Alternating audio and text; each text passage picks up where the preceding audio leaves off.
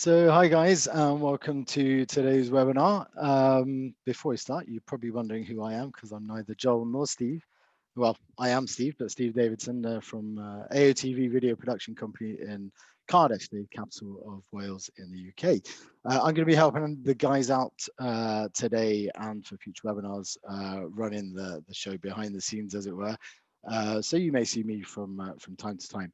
Before we start, just a couple of housekeeping points. So first of all, if you want to catch up on any of the webinar content afterwards, you'll be able to do that. We'll send you an email after the show is finished with a link to view the recording. Q&A, please do submit your questions. We've got a few hundred people online, which is great to see.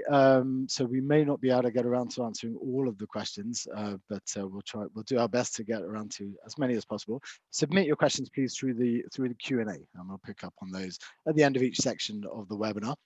And then lastly, just a tip to turn off any other web-based apps you might have running, particularly if you're having internet connection issues. If you turn off your web browser, your email client, FaceTime, WhatsApp, all that kind of thing, hopefully that will improve things a little. Now, just before I hand over to Joel and Steve to run you through what we're going to be, today's content, today's show, they've asked me to play you a short video, which they're going to be referring to from time to time throughout the webinar. So without further ado, I'm going to get that video up for you.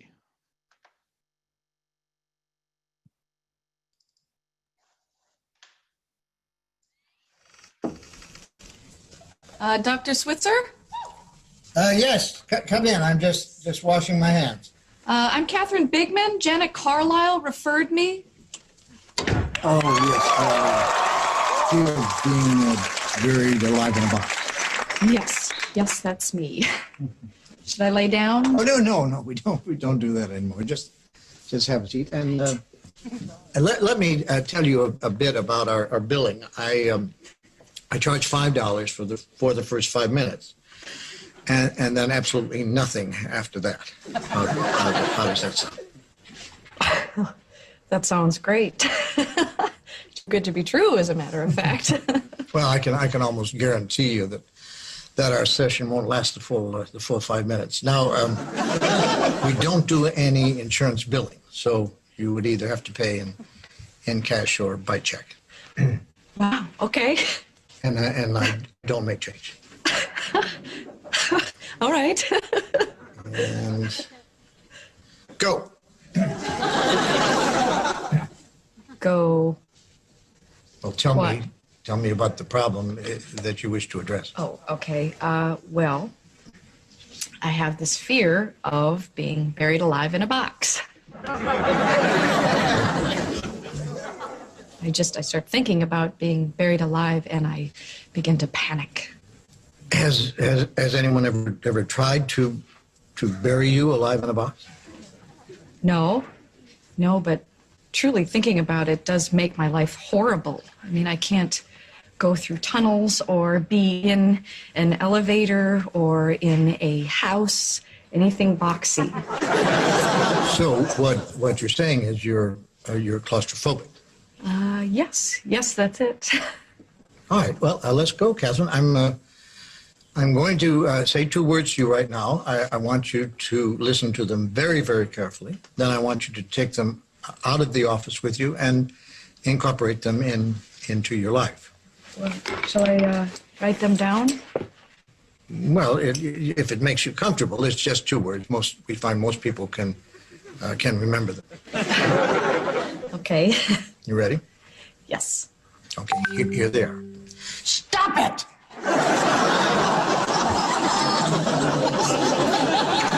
I'm sorry? Stop it! Stop it? Yes, S-T-O-P, new word, I-T. So, what are you saying? You know, it's funny. I say 2 simple words, and I cannot tell you the amount of people who say exactly the same thing you're saying. I mean, this is not Yiddish, Catherine. This is English. Stop it. So, I should just stop it. There you go.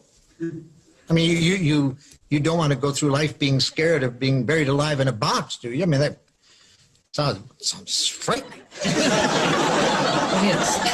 Then stop it. I can't. I mean, it's been with me since childhood. No, we don't go there. Just stop it.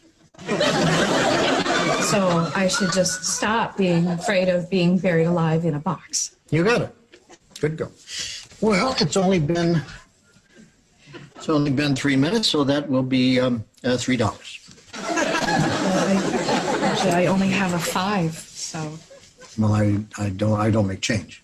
then I guess I'll take the full 5 minutes. Fine.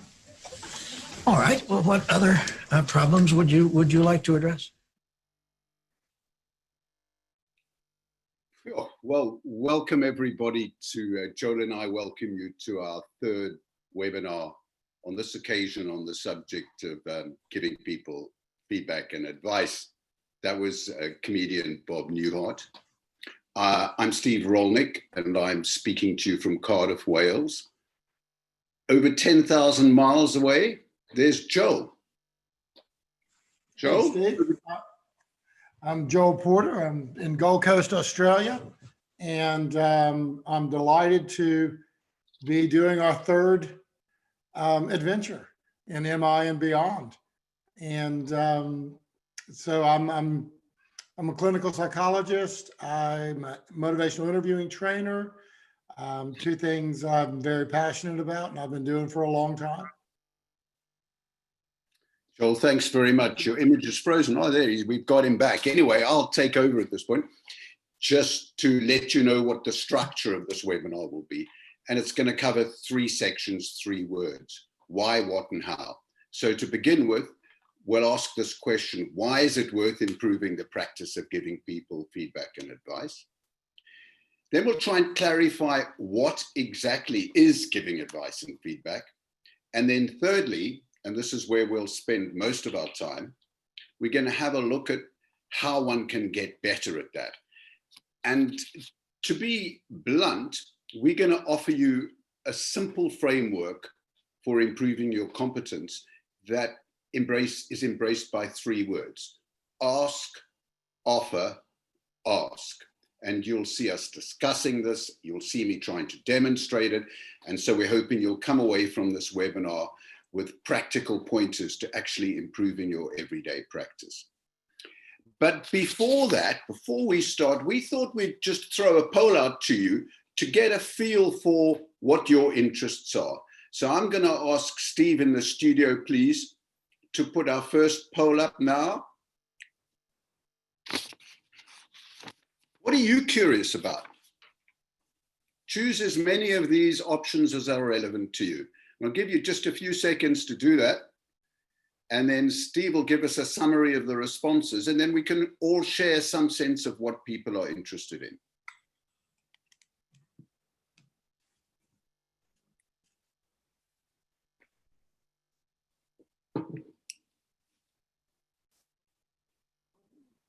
Somebody's saying it'll only let you pick one option. Okay, if that's the case, then check one. Okay.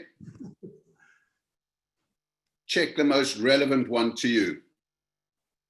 Steve might or might not change that, but if he doesn't, choose one option.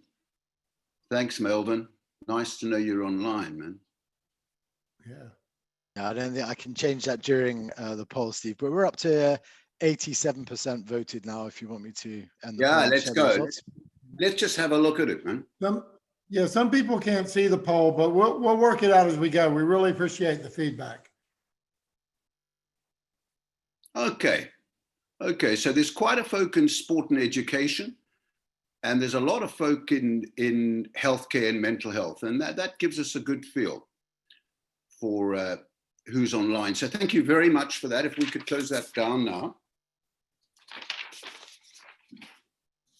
Thank you very much. Let's get on to the first of our 3 topics, which is, why is this an important subject? And, you know, one way of examining a topic or someone's skill is to consider what happens when things don't go well with giving advice or feedback. And I came across in a local online newspaper in Wales a video where things don't go well. And Steve, if you could play us that what we call the wheelchair video now, let's have a look at that, and then we're going to move quite briskly on to our first interview. It's funny, by the way, this video.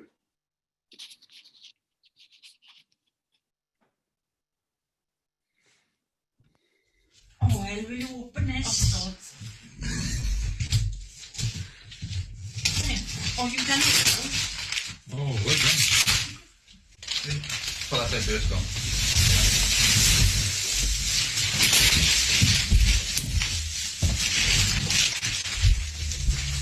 I hope you got something else in mind, Frank, because you can shove that where the bloody sun don't shine.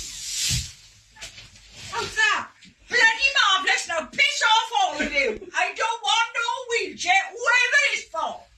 Jesus Christ, I've never seen anything like it in my bloody life, you cheeky lot of cows.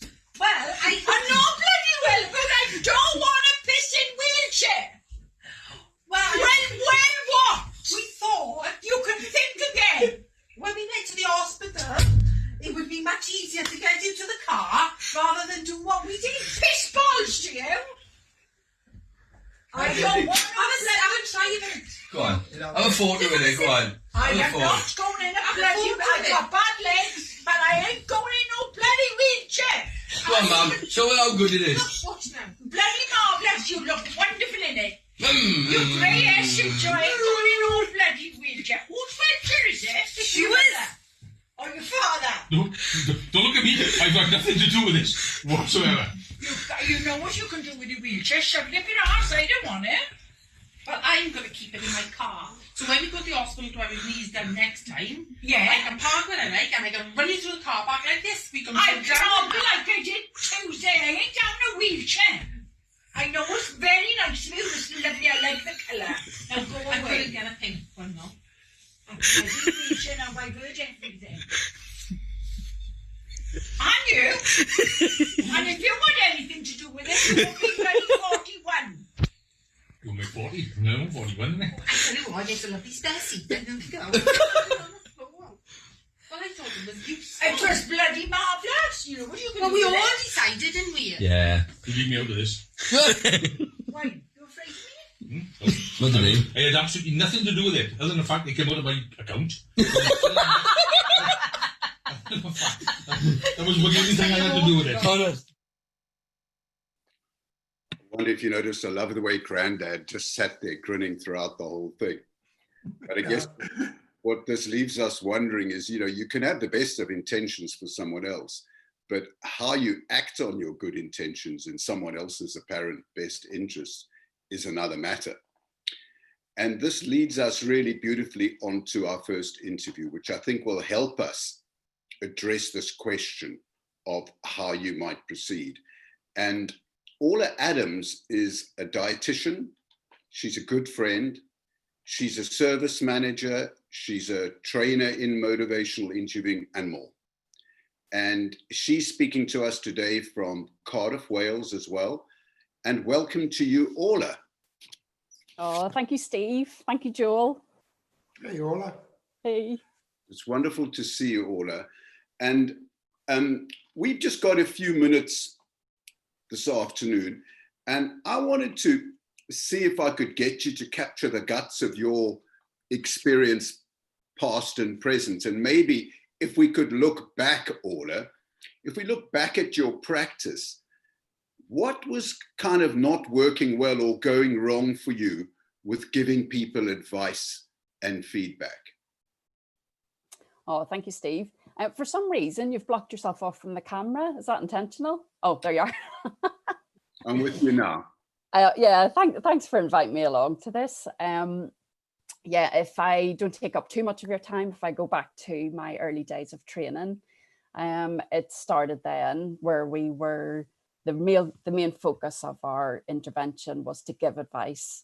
And by giving advice, the hope was that we influence people to change all of these health behaviours.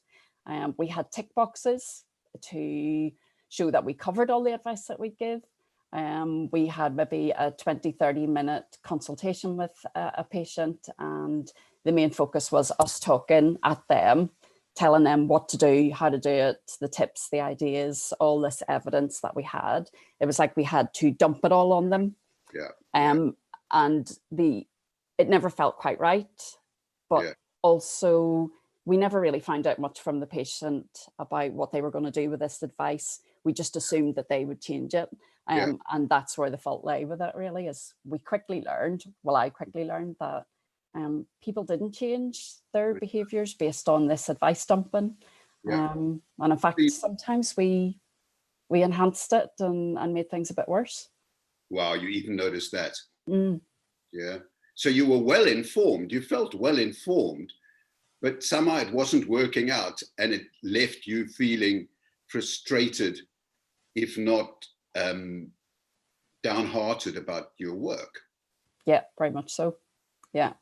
And that came with a bit of time. So I started off very fresh and very enthusiastic and wanted to let people know that I knew all of the stuff that I'd learned. And as people either came back to see me again or didn't come back, that's when the frustration started. And I felt as if I was really banging my head against a brick wall. And what was wrong with these people that they couldn't take on this brilliant advice? I was blaming them for it, never thought about me being at fault. Yeah, that's interesting. So when it gets frustrated for you when somebody else doesn't change, there can be this inclination to say, oh, there's a problem with them. Yeah. They're not motivated enough to do what I want them to do. Yeah, very much so. And I remember you actually once telling me you even thought of quitting your job. Yeah, and that wasn't that far into practice. So I reckon maybe about 4 or 5 years in, I was frustrated. I would sit with my head on the desk in between patients, and I'm sad to admit that, but I thought I can't spend the rest of my career doing this. It felt heartless. It felt I wasn't achieving anything. I felt ineffective. And so I really started to think about life beyond the NHS, really, in dietetics. It got that bad? Yeah. Yeah. And then I know your story, but I know that the participants in the webinar don't. Things started changing for you. What was that about? Well, I just thought there's got to be a different way. And we were introduced to some training in around 2004, which brought up the topic of approaching these conversations in a different way. And then MI was mentioned in that. And that sparked something for me. I thought maybe there is another way to this before I give up on it all. And so I went to one of your first workshops in Cardiff. And even within the first half an hour, 1 hour, and I hadn't read much about it by that stage, it all just started to spark something. And I thought, wow, there is this whole world out here of having conversations in a helpful way. And so that's when I really began. And even leaving there that day, I got the book, I started reading, coming to more workshops, and it really went from there. Yeah, and in this webinar, and indeed in our conversations, Orla, we're not interested in promoting motivational interviewing. What we have in common is we want to improve good practice. Yeah.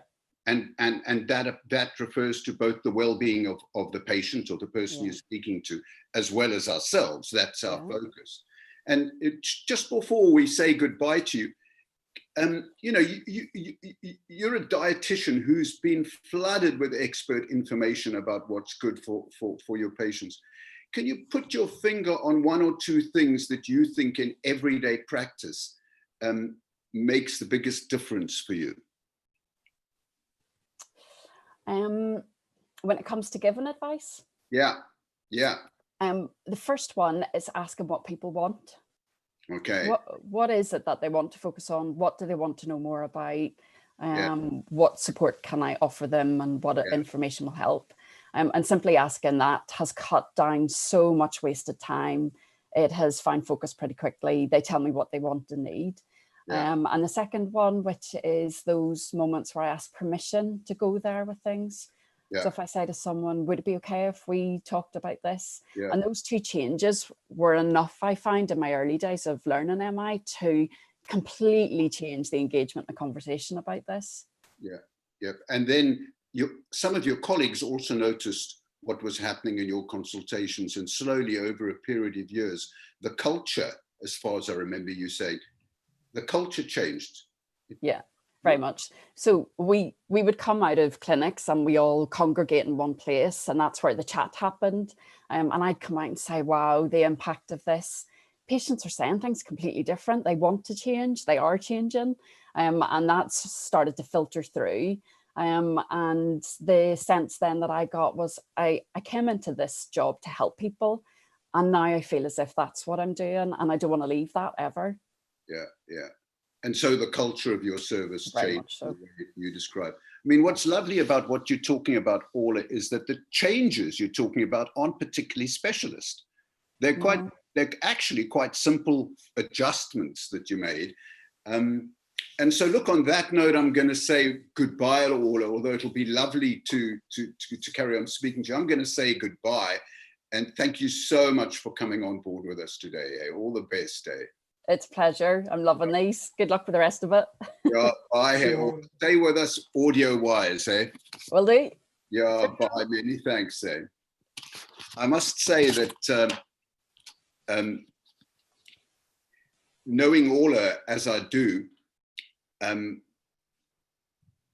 Joel, I noticed a shift in Orla over the years, from wearing the lenses, if you like, of a deficit detective looking to correct what's wrong with people, to wearing strengths lenses, which is an impression you get from her as a person, and seeing these patients as people first, patients second, and that shines out of Orla. I don't know what if you got any comments, Joel.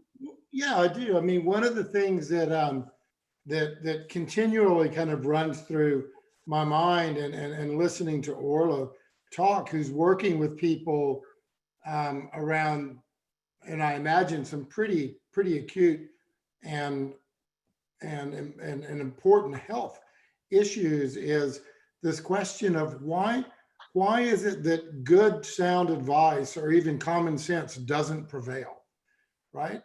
And I think what she was stepping us through there was that actually maybe some of the times it doesn't prevail is because we don't even bother to engage in people in a conversation that's a conversation about themselves. Yeah. And a lot of our training early on is just to go in, come up with a diagnosis and start fixing. Yeah. Yeah, absolutely. Absolutely.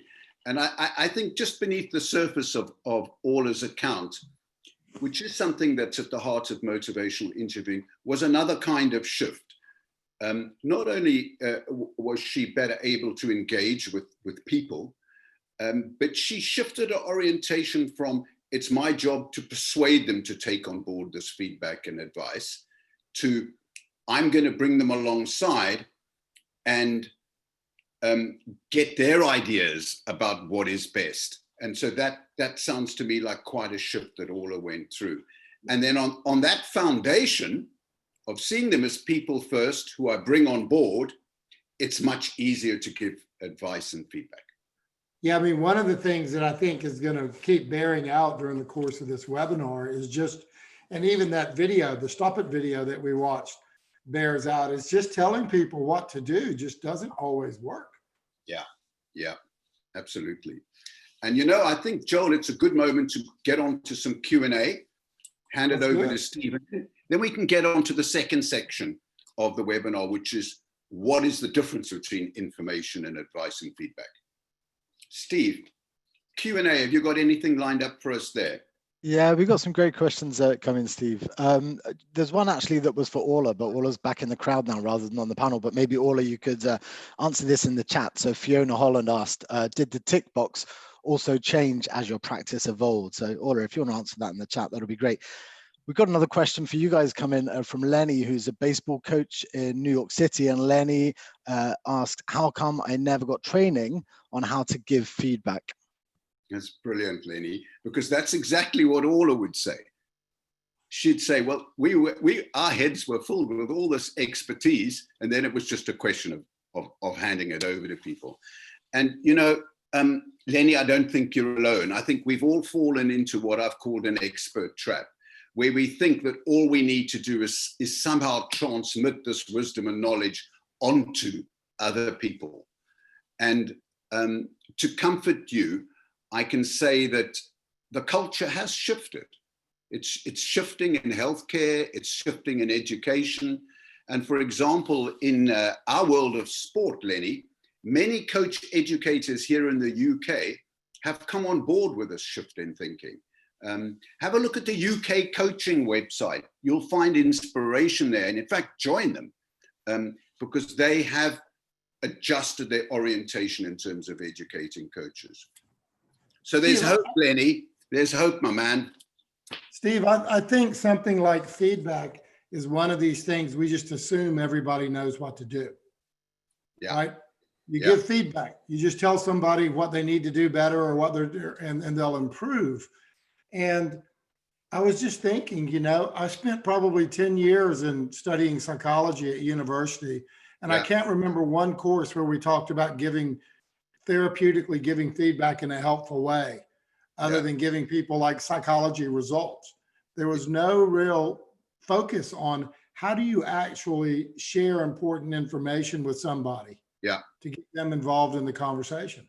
Totally agree. If I could wave a magic wand over healthcare, education, and sport, it would be that everyone involved, all the practitioners, are much more skilled in the topic of our webinar today. That would be my magic wand fantasy. Absolutely. But Steve, on the question Q&A front, I'd like to move on if that's okay with you. Of course, Steve. Yeah. Thanks, my man. Thanks very much. I wanted to turn to the second section, which is what do we mean by giving feedback, advice, and information? And I've got two questions to raise. The first is this a task, which is how Orla described her education? Is it a skill, or is it an art form? Joel and I are not going to comment here. We're going to leave this to you as learners, so to speak, to make up your own minds by the end of this webinar. But I've ducked the question I've raised, which is what is the difference between feedback, information, and advice? And I wanted to offer just a brief explanation of how I see the difference. We'll then go on to Q&A, Steve, and then we'll move on because we want to get onto the section on how you can improve practice. Information is simply data or observations that you share with somebody. Advice is something extra. I see Joel nodding his head, which is helpful here. Advice is something extra, if you like. It's information with a sting, in that it contains a pointer to the person actually changing their behavior. Feedback can consist of either. So advice is more personal. That's what you're saying, Steve. I guess, yeah. Personalized to the person, to the individual. Yeah, I guess so. So perhaps those distinctions are helpful. Feedback can consist of either just a simple observation, this is what I've noticed, this is the data, whatever. Advice is actually a more personal suggestion or pointer, if you like, to this is what you should do about changing your behavior. Okay. And I think, Steve, I felt I rushed a little bit there in the earlier section. So why don't we open it up to Q&A again? And I just add a little bit about feedback as we're going through the question. Yeah. I think feedback is more of a, as I was preparing a little bit for our comment, a lot of the definition of feedback either comes from sort of an engineering perspective or a communications perspective, but it involves some sort of circuit. It's a two-way, it's a two-way circuit that happens between the feedback provider and the recipient. That's very interesting. And let's hope we can pick up the circular nature of that when we turn to the third section on how we can improve our skills. Yeah. I wonder about you, Steve. Any questions you've got there that you'd like us to answer? Yeah, we've got quite a few in the pipeline, Steve. First up, Helen from Johannesburg asks, what do you feel is the most important skill in giving feedback? Wow. You're like a welcome, Helen from Johannesburg. You make me feel at home. But your question is, what do you feel is the most important skill in giving feedback? And I'm wondering, in the light of your comment about engineering, Joel, whether you would like to. Well, I think there are two parts to giving feedback, Helen. I think one part is providing the feedback, and the other part's receiving it. And then I think the other added skill is how the person who provides the feedback listens to what the person who's receiving it has to say and how they respond to that. Yeah. Because sometimes when we're giving people feedback, it can make them feel quite uncomfortable. Yeah. And how we respond and in a more attuned, empathic way can make them more open and receptive. So I guess one is giving good feedback that's specific and that it's something that people can actually gives them an anchor of something to actually think about, but then listening to how they respond to what you say and need be attending to how they feel about that in an empathic way, or ask them what they think about it, or is there anything else you'd like to know? Try to make it a collaborative process. So Joel, would you say this is a task, a skill, or an art? I think it's all three. Yeah, it's I exactly. think it weaves together because often we're tasked to give feedback to somebody. We need to do it in both a skillful way and we need to flow with it in an artistic manner. Mm. And I wonder how you feel about everyday practice out there in education, healthcare, sport. How is it viewed?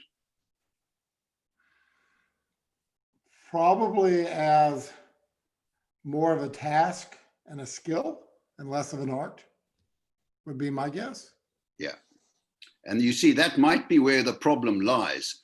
I mean, I've noticed this in education with my children, that feedback is formalized into a paper and pencil exercise. Obviously, there's an incredibly sophisticated technology that renders the feedback a task, not a skill. And I've noticed that in sport. And Joel, with your agreement, I'm going to move on to the third section of our webinar, which is how can we improve practice? Yes. And it provides what I've just said, and this discussion we've just had provides a lovely introduction to our next guest, because he works in sport.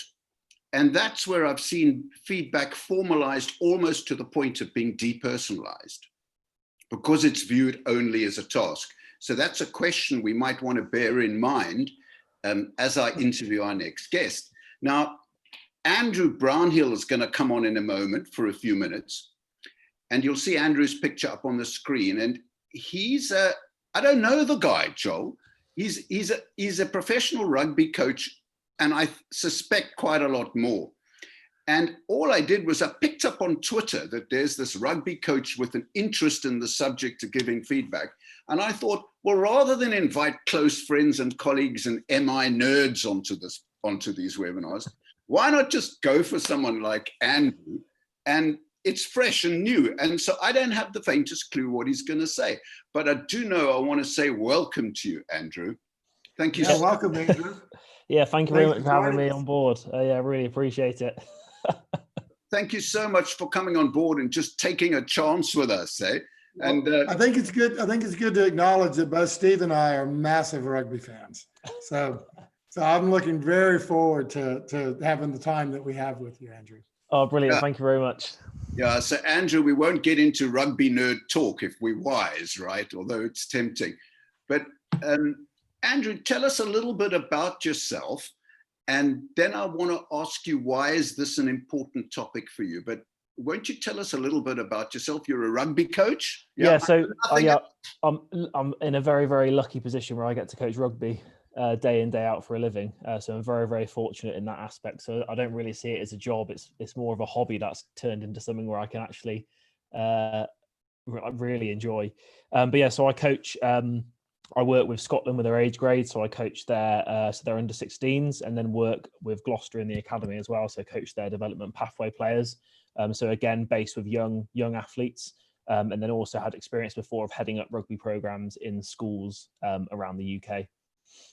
So you've been around the world of sport and education quite a bit, and the focus has been on rugby. Yeah, yeah. It's always been always been on rugby. Always been on rugby. And Andrew, what's your interest in the subject of giving feedback and advice? Well, for me, it's probably one thing I've learned more. I've done loads of webinars, loads of CPD courses, RFU coach courses, level 2s, level 3s, and rugby coaching.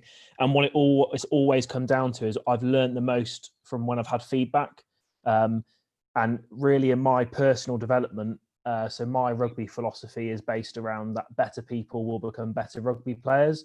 So we've got to focus them on people first, as opposed to just a rugby player of what we see in front of them. So for me, the most important aspect of my development as a coach, but also the players' development as people and players, is feedback. And you know, it's always that thing of, you know, the perception of feedback is influenced by who's giving it, which is usually quite an important thing if someone respects it. So that's when it can sometimes be a bit difficult for some people to receive feedback if they don't necessarily respect the person or how they perceive them. Absolutely. Go ahead. And so from my point of view, so I'm not from I didn't play professional rugby, so I didn't have a lot of coaches have a 10, 15-year career in rugby. So automatically when they go into a coaching setup, people respect them and they want to hear from them. They want to get their feedback, whether or not that feedback might be delivered poorly or it might be delivered really well, that they'll take it on board because of who they are. So for me, that's where I've had to come at it from a different tact. So the way I give my feedback across is I show the people I work with or the players that I work with that I care about them and I appreciate them. So for me, going down more of the holistic approach of care and appreciation has meant that my feedback's probably had a big impact on them. So you've noticed a difference when feedback works well. Yes, definitely. That's something I want to ask you about in a moment. But you know, there's something else I noticed in what you said, Andrew, and I think it's incredibly helpful, is that we are not just talking about the other person and giving feedback to other person. Right at the beginning of this conversation, you actually referred to yourself, I think. And yeah. I think you said that of all the educational experiences I've had, personally, I found receiving feedback for myself to be incredibly useful. Yeah, definitely. So my best example of that is when I sort of first got into rugby coaching, I coached as I was coached as a player, which was very much like our coaches would be on the sidelines kind of shouting information on, telling us what to do. Training was very tell. It wasn't questioned like it is now. So when I first went into coaching, I was coaching at a private school in Worcester, which is in the Midlands. We had a guy in there called Sean Perry, ex-England international. He now coaches with Wasps. But he basically, I was coaching the boys. There was a game going on, and I was, on the sidelines, a bit like Alex Ferguson type-esque, shouting information onto the pitch, telling the players where to stand. And he pulled me to one side during the game and just said to me, "Why are you doing that?" He said, why are you doing that?" And I said, "Oh, I'm coaching." And he said, "Are you? Like, what? How is that coaching?" And he said, I don't want you to answer it now." He said, "Just think about it and we'll speak about it afterwards." And wow. I cannot tell you what happened for the rest of the game, because all I was thinking about was what he said to me. Why am I doing it? And for that moment, I thought to myself, what do I even know what coaching is? Yeah. And I guess that's got a lovely parallel with what Orla's saying. That as a practitioner, she got to the point where she asked herself, why am I doing this? And I hadn't quite thought of it like that before, that actually what happened to Orla was probably she started getting feedback or started being humble enough to wonder about the feedback that she was getting from the patients who weren't changing. And so she got to wonder, well, why are they not changing? And what does this mean for me in my practice? So I love the way you've pinpointed that personal element, Andrew.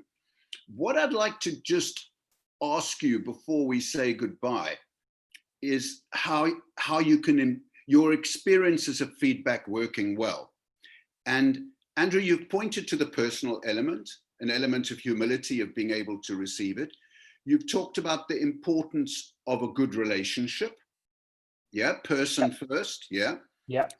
anything else that you'd like to pinpoint that you've noticed on the basis of your experience that helps? So I'd say the biggest thing for me, and it's something that I learned off Wayne Smith, the very famous New Zealand coach, is an openness to learning is key. So it doesn't matter who you are or what level you are or where you are as a person or where you work or coach or what business you work in. Fundamentally, if you don't have an openness to learning, you will not take feedback on board, because immediately you've got a closed mindset, as opposed to being, it doesn't matter who the person is, it doesn't matter what level they are, they might even sit underneath you in a hierarchy of a business or an organization or a team, but that person might give you feedback that will change your life. And as long as you have that openness to learning, I believe that's the difference. That's what separates apart the people that go and win World Cups or become the best coach developers or the best people in the world. That's the separation for me, that openness to learning. It's interesting that, Andrew, and it's what I love about being involved in sport myself, is that you can interact with the players and you can interact with people and start creating a culture. You can talk to them about the importance of this humility and interest in learning. In Ola's case, right, you can't. The patients come in and the patients go out, right? Yeah. But what I've noticed from what you're saying is that what Ola probably did was create a culture of humility about learning in the relationship that she has with the patients. Yeah. So she makes the patients feel sufficiently comfortable to be brave enough to learn. Yeah. Do you see what I'm saying? Yeah. I'm just noticing links between our different guests. And I wondered if I could hand you over to Joel. You might like to, I feel like I'm hogging it a bit, Andrew. It's really been a huge pleasure to meet you. And I look forward to speaking to you again. Definitely. Joel, would you like to ask Andrew anything?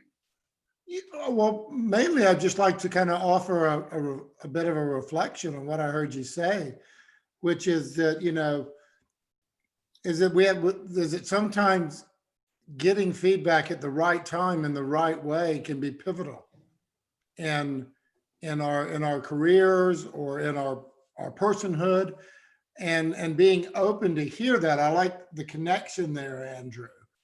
And I guess what I'm wondering about is, how can you, particularly working with young men, like 16-year-olds, they're not the most open folks to listening to feedback and being told critical things about themselves. How do you start working and creating the relationship within your teams? So for us, it's all, I will want the players to drive the environment. So that's puts a lot of risk on me as the coach. But what we allow the players to do is take quite a strong element of control over how training runs and how they want to play on the pitch and all that kind of stuff. Like everything with Scotland it's quite structured. They tell us how the team wants to play, but almost the sort of behaviours, the values and the standards of what they want or what the team is, that we let the players decide that. So straight away, we put the onus straight back onto them. And then that helps us build the relationship with them, because we're showing an interest, and I'll tell the players what my values and behaviors are. So I'll open myself up a little bit so they can see that a bit, that I'm a human being. I'm not just someone that's 15 years older than they are. So I'll open myself up in the hope that they'll be able to do the same, because I've given them an element of control over the environment that they're in. Wonderful. So you sort of like the Gandhi saying, that you become the change that you want to see in the team. Exactly. And that you do that modeling. Yeah, for them. exactly that. Yeah. And work with them in a very collaborative way where they take ownership of the heart and soul of what it means to be a team. Exactly, because the way I look at it as well through the sport aspect and the team aspect is a lot of these players won't go on to play professional rugby. Statistics show, it's the 0.01% that will go on to play international rugby, right, and the 0.5% who will have a career past 3 years. So really, our main focus, or my focus as a coach, is to what skills can I give them that are going to help them in life. So what can they gain from this environment now that's going to help them in further education, or help them when they go off to be a dad or a father or a boyfriend or go and get a full-time job. That's the way I look at it. We're trying to give them the tools for life, because the reality is they probably won't make it as a pro rugby player. Yeah, and it's into that context that you generate a kind of a culture so that people are open to both giving and receiving feedback. Yeah. And that applies to you as well. Yeah, definitely. Like, I'll ask the players for feedback on myself, and it will sometimes be anonymous.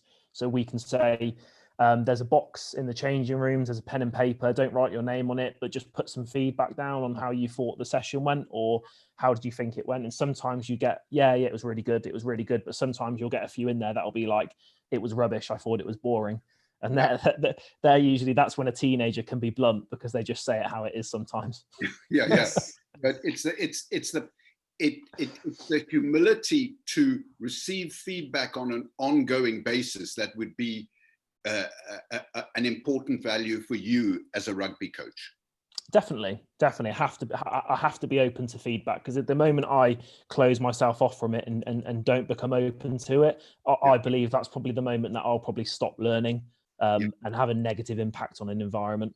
Yeah, and Joel and I have got this Swedish colleague in the mental health field, although he's in criminal justice, who every time he talks to a client, he takes out a ruler from 0 to 10, and a few minutes into the conversation, he asks this person, a criminal, how are we getting on in this conversation? Give me some feedback. And so it's really good to see the pointers and the links. Listen, Andrew, bye, hey, and thank you so much for your time. And I've got this quite strong conviction that you and I are going to be in touch, because the risk of talking to someone that I didn't know has been well worth it. And thank you so much for your time, eh? No, brilliant. Andrew, thank you for having me on, guys. If you ever want to bring your under 16s to Australia, I'm affiliated with a rugby club here at the Gold Coast, and we can get you some games. Oh, I'd love that. I'd love it for a holiday anyway, because the weather's a lot better than it is up here. Well, if you make it down here, just come on, give me a call. Amazing. Thank you very much. Thanks for having me on. Bye, Andrew. Thanks, man. And cheers. We'll get away from rugby nerd talk right now. Okay. Cheers. All right. Bye. We had to have a little bit, Steve. We had a rugby. You couldn't help. We had to have a little bit. Yeah. No. Joel, I think now's the time for me to present those 3 words, that simple framework.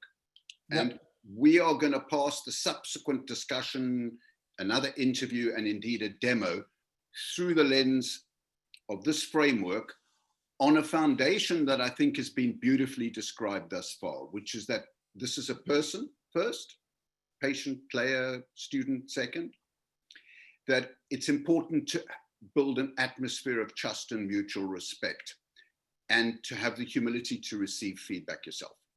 So upon that platform, I want to ask Steve to present us with a slide. Over a period of decades in working in motivational interviewing, we've distilled the process of giving information, advice, feedback into this framework, which has a to and fro quality. And if you remember Joel's point about giving and receiving and his reference to engineering, it has the to and fro quality in a conversation of being a lot like a dance, which is why both he and I readily said, yes, this is not just a task and a skill, it's an art form. Okay. And here it is, the simple framework in a few sentences. To begin with, before giving information or advice, ask the person, raise the subject and ask them what they know or would like to know. And I think you might recall this was one of the 2 key practical points that Orla pointed to. Then upon that foundation, you're in a position to offer, not impose, not dictate, not dump. You're in a position to offer your information, advice, or feedback. And then thirdly, you ask them what it means to them. So when you're offering, you're not telling them what it should mean to them. You leave that for the 3rd phase. And so what we find here is a framework that many of Joel and my trainer colleagues have found to be a useful way of training, in our case, healthcare and mental health practitioners. And we would say to you that we've watched people getting better and better at doing this dance. And with your agreement, Joel, I thought we might move on to speak to our good friend, Judith Carpenter. Okay. Well, there's no way I'm going to disagree with you on that, Steve. Okay. Now, look, Judith is a very experienced dietitian, like Orla.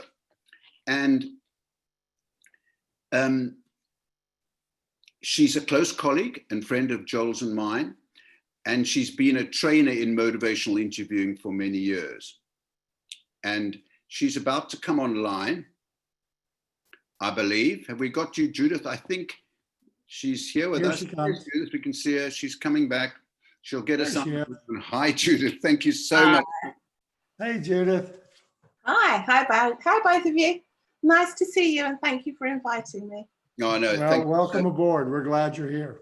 Yeah, thank you so much for joining us. You can see we've traversed quite a lot of fields in this journey, and we wanted to have the conversation with you looking specifically at this ask, offer, ask framework. Sure.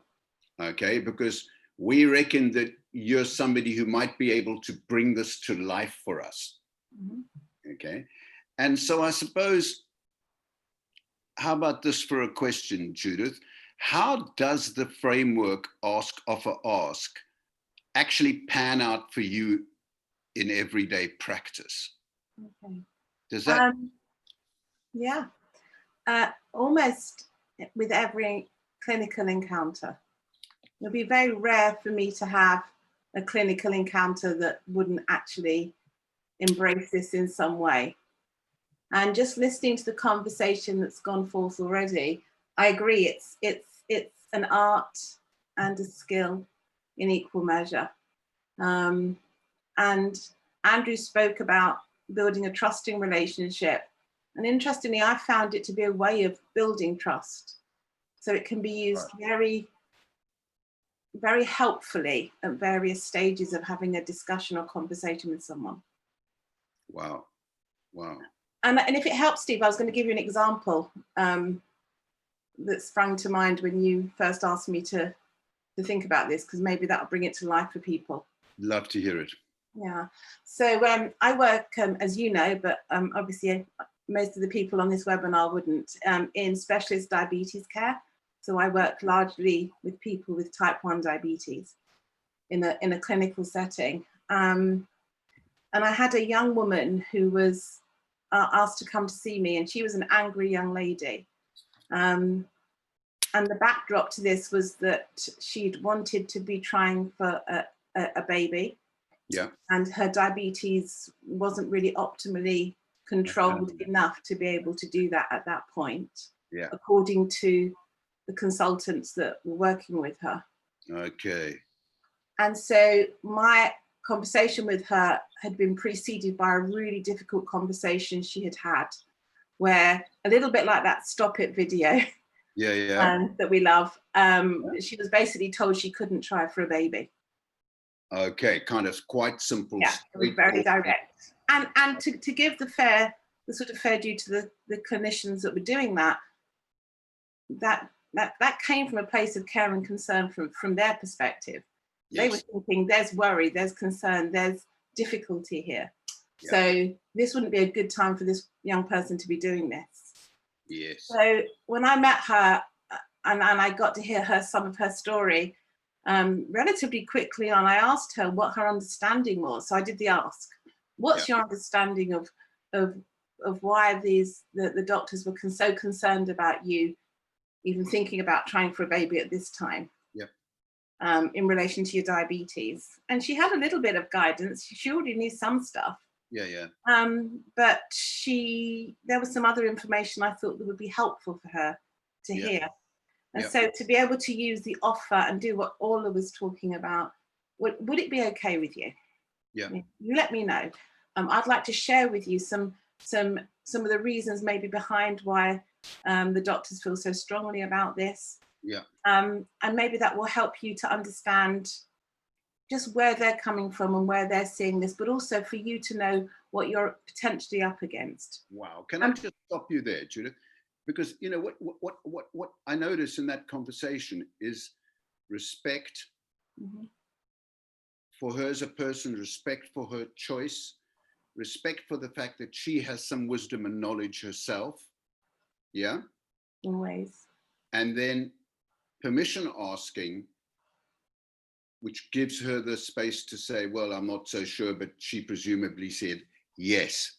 Yeah, she was curious. She was curious. Yeah. And I think to develop that curiosity for someone who came in initially pretty angry, yeah, was a helpful place to land this. So I was able to tell her the sort of reasons, and I don't need to go into that now, but I was also able to just put a sort of sow a seed with her a little bit, because I remember saying to her something along the lines of, you know, because of all of this, what some women choose to do at this time is to take a moment to think about how they might get better control of their diabetes to give themselves the best chance. I don't know if that's something you would be interested in doing or not, but some women choose to do that. Wow. And then I came back with my final ask. So given what we've been talking about, what are your thoughts? What's going on for you right now?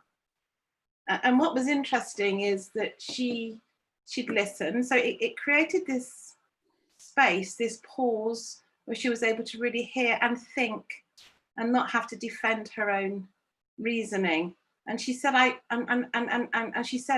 really want to be in the best possible shape to have a baby. I really want to, my partner and I really want to have a baby, and we want to do this right.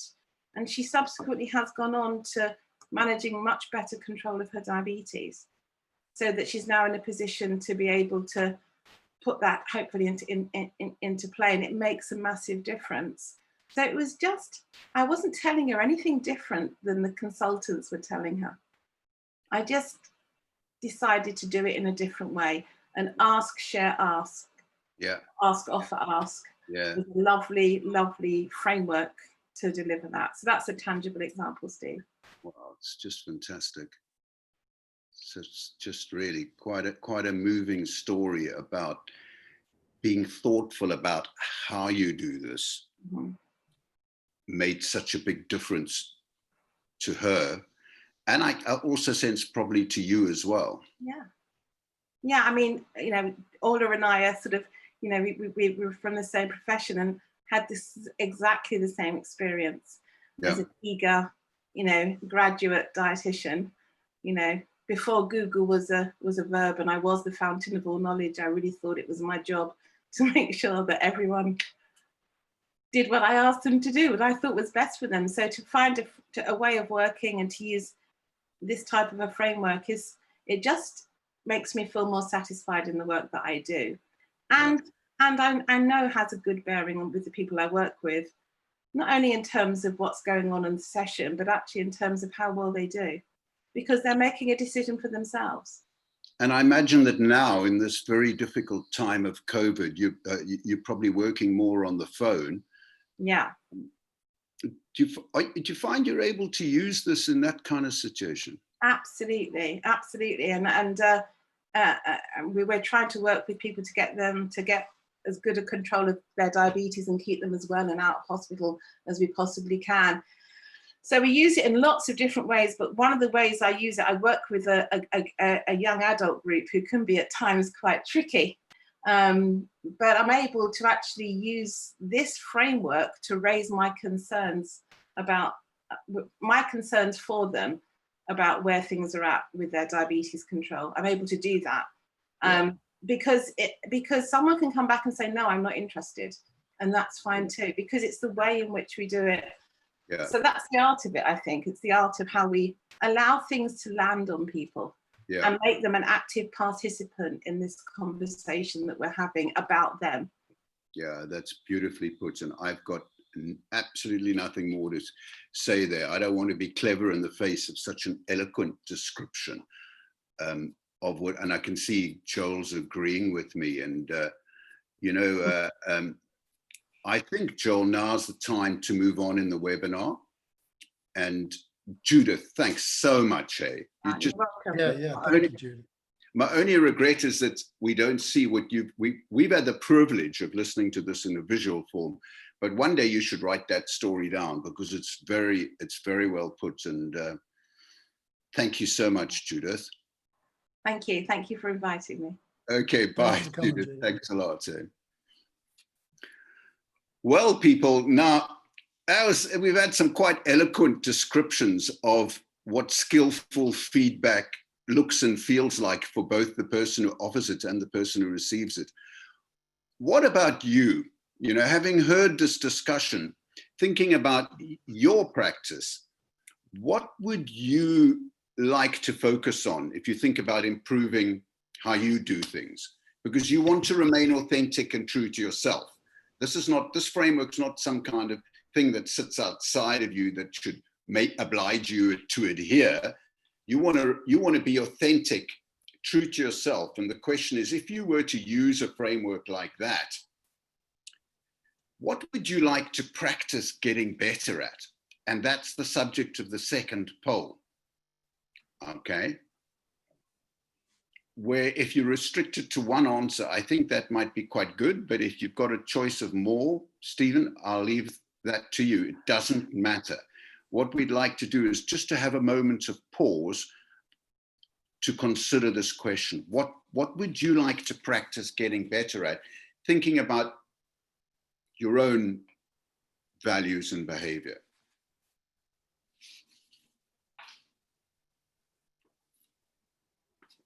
That poll is launched now, Steve. People should be able to answer more than once, but we'll see how it goes.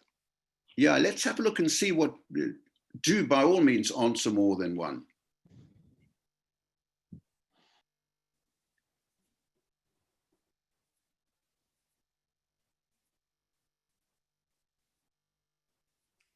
Some people can't see the poll, and I'm not sure why that is, but we'll do everything we can to get it up for everybody. Yeah, that would be a setting at the user's end, I'm afraid, Joel. It's up on my return feed.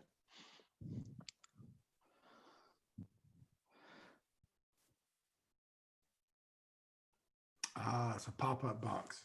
So if you got pop-ups canceled, you might not be getting it. It may be that, or it may be a setting in Zoom. We have had It's a setting 80%. within Yeah, we've had 202 people vote so far. Let's So go. for the Let's majority. That's good.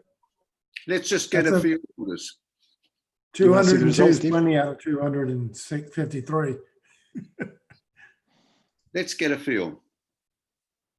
Clarifying the needs and understanding before giving.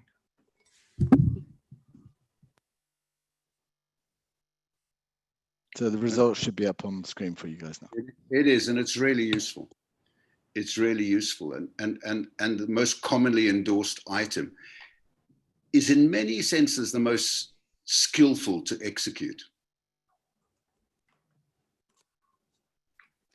Yeah, one of the scenarios that made me think of is when you're tasked to give feedback that you hadn't been part of creating or trying to be a part of. Someone gives you a job performance or some sort of computerized generated feedback, and you're supposed to go sit down and give somebody the feedback, and you're not connected to the process.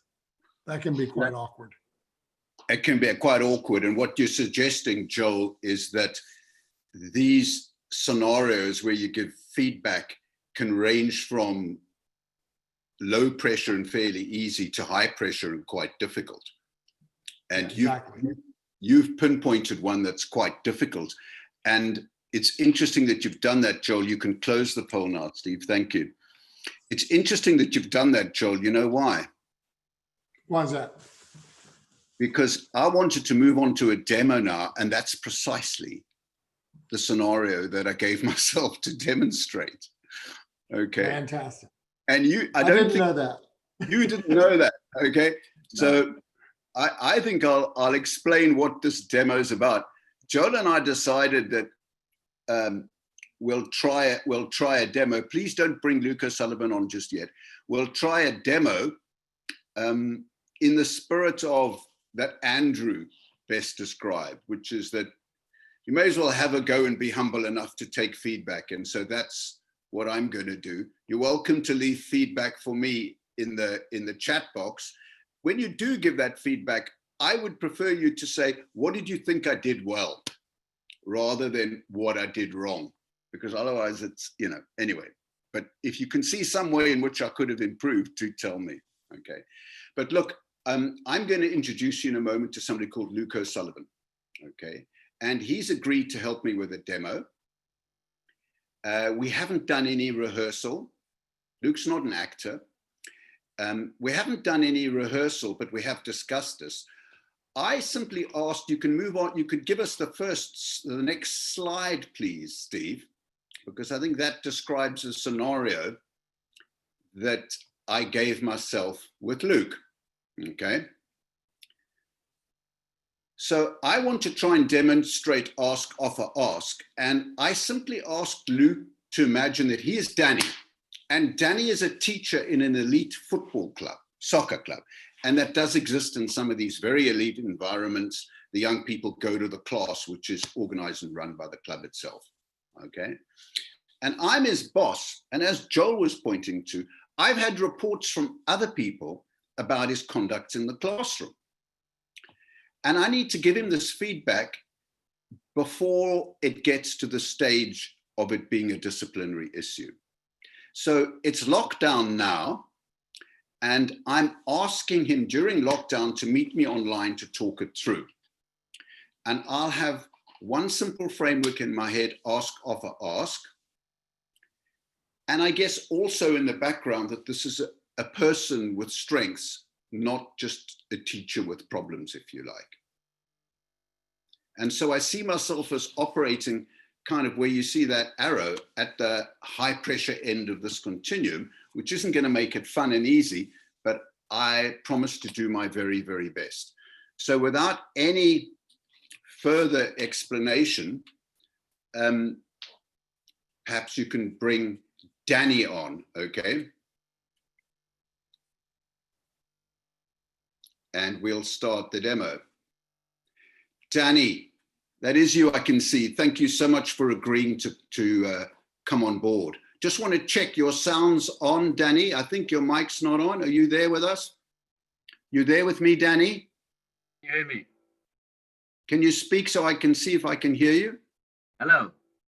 Yeah, you're not bad. See if you can turn your volume up. Can you hear me now? Yeah, that's much better, Danny. There we go. I think I just need to get closer to the speaker. Thank you. If you could do that for me, please, Danny. Yeah. You know, thank you for agreeing to chat to me this afternoon. Oh, no problem. Thanks for the invite. No, well, I really appreciate it. I mean, it's not an easy time for any of us right now during lockdown. But Danny, I think you know that I wanted to chat to you about your progress in class with the young people. Right. And yeah. I've got some feedback here to give you about your progress in class. But perhaps, and I'll do that in a moment, I have got some feedback I'd like to offer you. But Danny, before I do that, can I ask you, how do you feel about how things were going for you in class with the kids before lockdown? Before lockdown, I thought they were going well, very well for me. Anyway, I think I do a great job, you know, teaching the players or the students. Sometimes, you know, I feel they don't listen to me, so I have to get, you know, a bit loud. You know, my voice has to go up a bit to get their attention.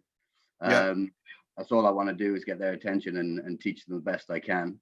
But sometimes I think, you know, it's quite hard work to do that with them. And yet you're the sort of person who really wants to do a good job by them. Absolutely, yeah. My number one interest, just to, you know, teach them as much as I can in life and in sport as well. Yeah. And so you can see the links between life and sport. And one of your missions and reason for doing this job is to combine the two in such a way that they benefit from this and they learn and grow. Absolutely. Yeah, it's an important personal value to you. Extremely important to me, yeah. I found I started off coaching in South Africa It was a little town south of Johannesburg, actually. Wow. And I just found that giving these kids, I was teaching life lessons and football as well on the side, and giving these kids education in life and how they can better themselves and a positive outlook on life made me feel really good. So I got back into coaching when I came back from South Africa many years ago. And that was one of the reasons why you applied for this job in our club. Yeah, absolutely. Yeah. And how do you feel you want to progress in your role as a teacher? Because, you know, you and I haven't chatted an awful lot in this sort of way about, you know, I know I'm your boss and I need to, you know, to be your boss, but how would you like to progress as a teacher? I think a progression stage for me would be to have a better understanding with the players and the students that I interact with, and just learn how to listen both ways with them. I think it would help a great deal. If we both, if we all had an understanding of each other, it would be a lot easier. So develop your communication and connecting skills. Maybe, yeah, I think so. Yeah, okay. And you know, that's something that I want to be able to keep an eye on and reassure you as your boss that should there be any support I can give you to improve your skills, we want to be able to do that. Oh yeah, that'd be excellent. Anything you talk to me, yeah. Okay, Danny. Now look, I wonder, would you mind if I got onto the contents of some feedback that I received about you in class? Yeah, I suppose. Yeah. Yeah. You know, it's a bit of a tough subject and not that easy for me to take other people's reports, but it's my responsibility to do that. And I wanted to make sure that I was honest and open with you about this, and then we'll see what you think. Okay. Is that okay? Yeah. Yeah. Fire away. There were two areas where reports came in that I wanted to highlight with you and then ask you what you make of it. But I want to be clear what they are.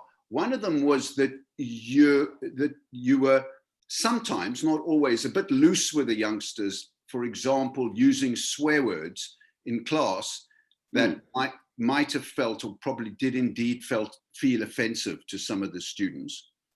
The other one was that you were shouting quite loudly sometimes when you felt they were being difficult.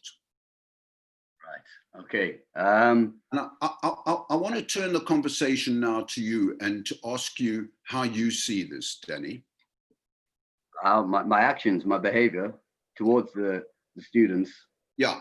The use of swear words and sometimes shouting a bit loudly at them. Well, the swear words, they might just slip up every now and again because I like to have banter with the players, you know. I like to have that rapport with them so they feel comfortable. I didn't know I was offending anybody. Maybe if they could write that down and, you know, hand it over to you and let you know, and you could give that to me in private or whatever. I could. So it's not like you're not open to feedback. I mean, I think I do quite a good job. Yeah. At what I do, you know. Yeah. I could have a little bit of feedback, I suppose. That would help in the long run. But the swearing thing, I think it's only, you know, it was nothing intense. I wouldn't say. It's not something you do on a consistent basis. No, never. No. And neither do you feel it's at the heart of good teaching for you. I don't. It's not a good. No, it's not a good teaching technique to swear. I'll try and simmer that down a little bit, or completely stop. You know, if it's offending people. No, I'm with you, Danny, and you know, thank you for giving me your what sounds like a really honest reaction to this feedback. And I wonder if it's okay with you if we just check in say a month's time, once lockdown's over and you're back in the classroom, if we can just check in again on these issues, knowing a couple of things from my side. One is that I'm here to support you. Yeah. Okay, that's the number one. And number two, if there are further problems, that you and I have enough mutual respect to discuss them before things get difficult and there's a need for disciplinary action or anything. I don't want to go there, and I'm sure you don't either. No, I think that would be a good step to take. Okay, brilliant, Danny. Danny, listen, that's really all I wanted to cover. So, I'd like to thank you for your time. And Ross, thank you. Nice to speak to you. Yeah, but before you go offline, can I ask you to please switch now from Danny to Luke O'Sullivan? Yeah. Okay, Luke, bang. Okay. Luke and I know each other, okay, because he's a friend of my son's. Well, I don't know Luke very well, but he's a friend of my oldest son. Luke, have you got any comments on that interview of any kind before we say goodbye? Yeah, I like the way I used to work in youth leadership. I used to do a youth leader in an area around by me in Ely, and it was called Tralee Youth Centre. I know. And I can relate to what steps you're taking, even if it's with young people themselves talking to you and going through those steps of why they get so angry, or what they need help with, or what you can do to better them. It's just that listening and sitting there and taking it in and not having too much of an opinion, but taking it in and really listening to what they want. So what you're saying and what you're doing, I think, is perfect way to go. Do you think I was empathizing with you? No. No. I wouldn't say. I think you were trying to get to the point of what I was doing and what we can work on. Okay. But you felt reasonably comfortable that I didn't feel threatened. No, not at all. It was a very relaxed conversation. It was done very well, in point order. So it was good. Let me look at the chat column, because I set myself up for people commenting. Can I jump in and ask a quick question? Go for it. He's there. His name's Luke. You can do what you like. Yeah, I see Luke. Hey, g'day, Luke. It's Joel here. How you doing, mate? Hey, I'm good, man. I'm good. Thanks for joining us, and thanks for being a volunteer. Did you feel like Steve was listening to you and trying to understand where you're coming from? I think in those situations, maybe take a bit more time to absorb what I'm saying and see what the issue is with me in that scenario as well. Yeah. For the other people to, so you can work with me as well as the students to get the best out of it. Instead, obviously a conversation like that wouldn't be under 3 minutes long. I know, you'd be. Oh, absolutely. You know so what I mean? in that beginning bit, when Steve was just trying to kind of draw out from you what some of your thoughts and feelings were about how things are going. How was that? That was good. I mean, I could really express how I was getting on with the students and the players there in the football team that I had. And it gave me like a wide range to talk about, I feel. Yeah. You were able to talk about why you're into coaching and why it's important to you. Yeah, exactly.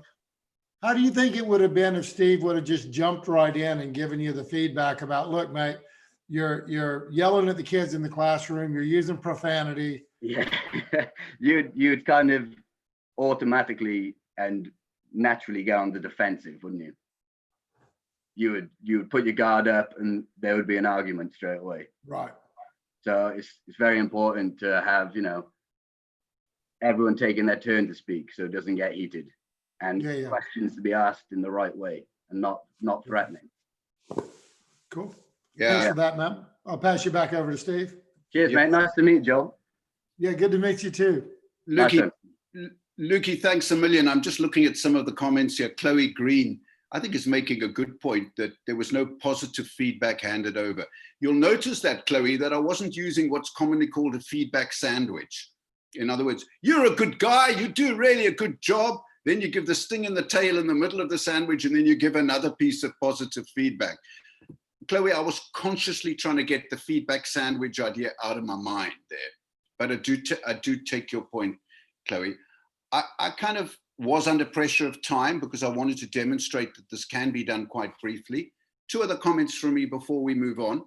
One is that within the framework of the 3 communication styles, that we talk about in motivational interviewing, direct, guide, follow, that actually went in the reverse direction deliberately. In other words, I first followed him in the ask phase, then I gave him the information, and then I guided him.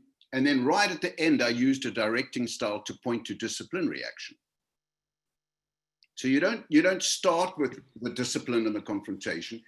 You create a comfortable atmosphere in which the person is happy to talk about the problem, and then you can mention the disciplinary thing if you need to at the end. The other thing I wanted to say about was empathy. I don't know, but I think if you analyze that conversation, you'll find I used a fair number of what's called empathic listening statements.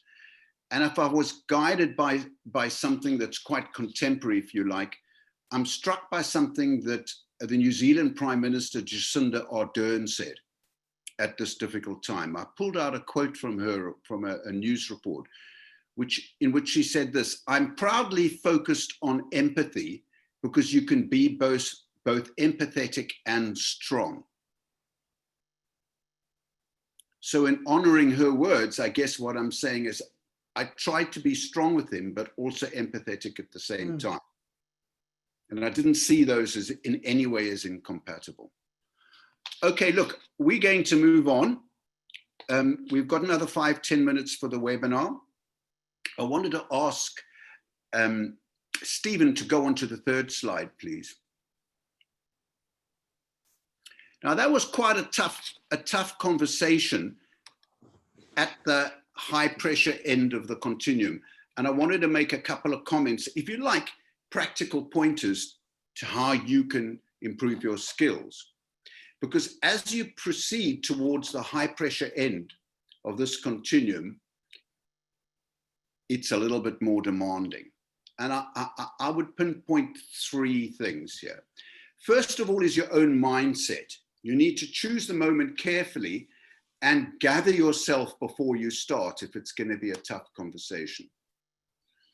I tried to be tough on the problem, yet still soft on the person, so to speak.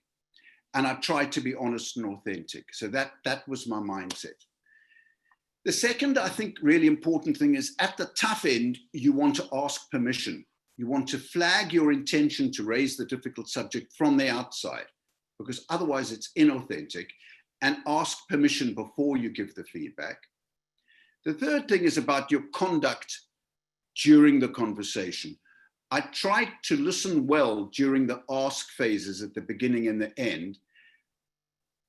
I didn't actually succeed with this, but I think it's important to emphasize choice, which is something that sang out of Judith's account of her quite equally difficult conversation. So having got to that point in the webinar, thanks, Steve, you can take that slide off. We wondered what you think. What might you do to improve your skills? And here we have the third poll, where there's a set of options. You can choose as many as you like. What's going to help you get better? Give you just a few moments to answer that.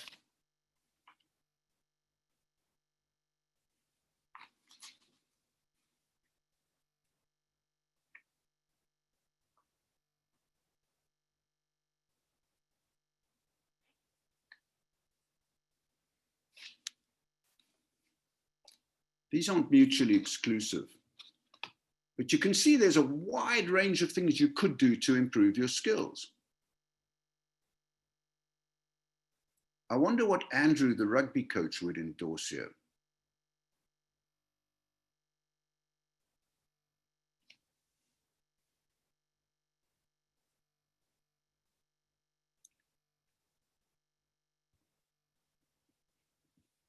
It looks like most people have voted that are going to vote. There's a few more coming in. Do you want me to? Yeah, you were just reading my mind, Stephen. Let's have a look. Wow. Yeah. Wow. Yeah. It's interesting that. Because I was So wondering, the majority of people want to get feedback on giving feedback. Say that again, Joel. Seems like a lot of people want to get feedback and on giving feedback. Yeah. I've got a feeling Andrew Brownlee, the rugby coach, would endorse that. And I know that's the device that Orla used in getting better herself. Absolutely. So what we're pinpointing here are things you can do, whatever the setting you work in, to improve the skills with which you offer. Yeah. Even role playing with your colleagues is a good idea. Yeah. And friends. That's in a more clinical environment, if you like. Yeah. Well, you can role play with your friends, with anybody. Yeah. If you have a framework you want to take them through. Yeah. And that's what Provide Offer does. Right.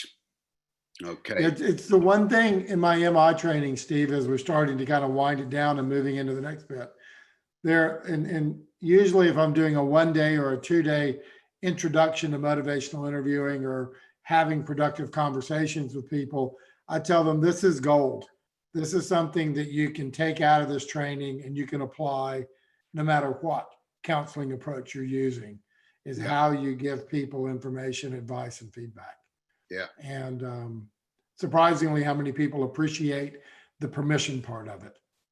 And I think back to the very first question in the Q&A, where I think he was a baseball coach in New York or basketball coach in New York. Lenny, yeah. Yeah, where he asked, well, why haven't I been given training on the how to? And that takes us a full circle, which is what we're suggesting in this webinar, is it's wide open, folks, for you to get better at this. And I think at this point, sorry, Joel, did you want to say something? I was just going to say one more thing. I think what this little, very simple but elegant way of giving feedback does is it avoids two things that most of us don't like. We don't like being told things we already know. So when you ask somebody, what are your thoughts about that? Or what do you already know about it? You can elicit that from them. And we also don't like unsolicited feedback. Here's what I think you should do, you know? So you ask some permission. Would it be all right if I share some ideas? Yeah. If I put some ideas on the table? And they can say no. So you can be both strong and empathic at the same time. Absolutely. Yeah. People, we're nearing the end. And the final section of this webinar involves a call for support. For a community action project in Cape Town, and Joel and I feel that we're giving our time to these webinars, but we want to do basically, we want to feel that we're doing some good out there and improving the quality of sports coaching, education, and support in the community as a result of our work. And here is a project in Cape Town involving sport, dance, and now during lockdown, in a particular gang-ridden township in Cape Town, feeding 3,000 plus kids a day, despite the gang warfare that's actually raging around them at the moment, let alone the increasingly high levels of unemployment, poverty, and hunger. And this might sound all heavy and negative to you, but honestly, there's somebody called Ralph Bovers, whom we have met and worked with. And we've connected up with him, and after each webinar, we put in a call for donations to his project, which is incredibly termed Guardians of the National Treasure. Guardians of the National Treasure. These are the children. And I have seen Ralph in action. This is something quite special. And I asked Stephen to show us a video clip of Ralph, who after the last webinar and people donating, he sent us the following brief message. And we want to show that to you now.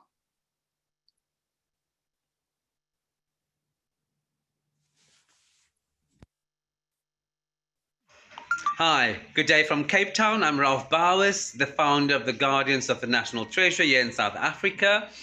I'd like to thank MI and Beyond for your generous donations.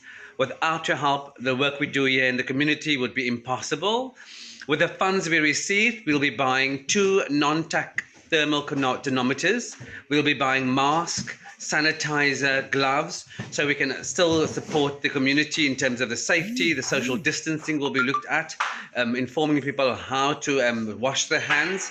So thank you very much. And besides that, we will also then be feeding the kids and the families that need the support from us. So I'd like to thank you very, very much. And Professor Rolnick, thank you so much for all your help. Okay, so that's Ralph Bowers, and I can tell you that two things have happened since that last webinar. This is not about buying masks anymore. This is about feeding children. So any money you donate will go towards feeding the children.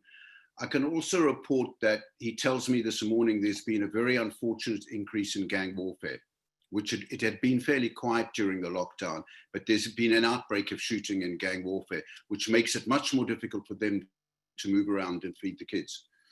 I can also report that Ralph has sent me a heartfelt message in the light of what's happening in the United States in relation to Black Lives Matter. And Ralph is himself Black, although in fact Cape-colored, mixed race Cape-colored.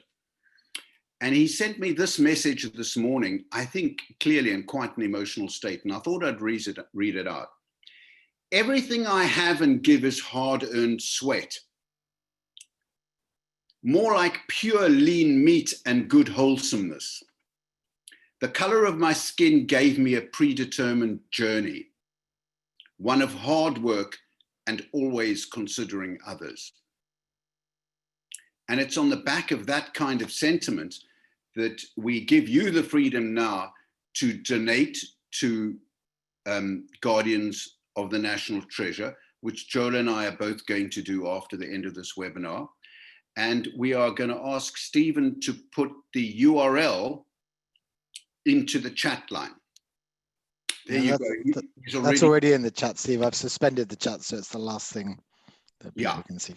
Thanks so much. So all you've got to do is click on that link, although I can't see a full URL there, Stephen. I assume that it's there.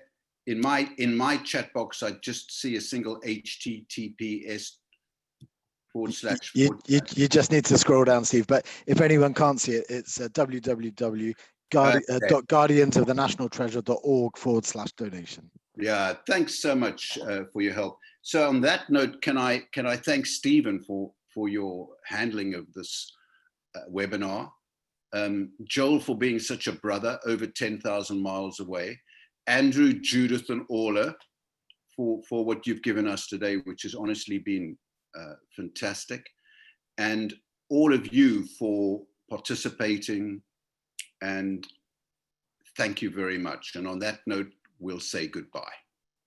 We just had a couple of words scheduled. Can I put a quick plug in for our next seminar? Go, I forgot about that. Good on you. No worries. That's what we're here for. I think there's something else that's really struck me about the Guardians of the National Trust is all the money that we donate goes right into serving the people. It's not it's not a management layered thing. He literally takes the money out of the ATM and goes and buys the food. So any donation, whether it's $5, $50, or whatever you can afford, is greatly appreciated. Yeah. In 3 weeks' time, our next theme is going to be talking about something that I always enjoy talking about, and that's around supporting autonomy. And how much autonomy do you support? And we're gonna have some guests that are working in some really interesting areas around autonomy support with young people, and hopefully working in corrections. So anyway, please join us. We'll be sending out a link. Share the link with your friends and colleagues and students. And if you have any questions, just get in touch and we'll do the best we can to answer them. And with that, I'd like to say good night from Gold Coast. It's coming up on 12:35 at night. Wow. The rest of y'all have a good day, and we'll look forward to seeing you next time. Bye-bye.